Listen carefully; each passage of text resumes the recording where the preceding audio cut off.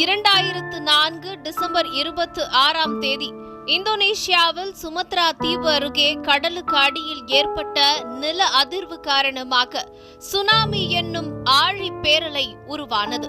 இது வலுவடைந்து இந்திய பெருங்கடலில் ஆழிப்பேரலையை உருவாக்கி இந்தியா உட்பட பல்வேறு நாடுகளில் பெரும் பாதிப்பை ஏற்படுத்தியது.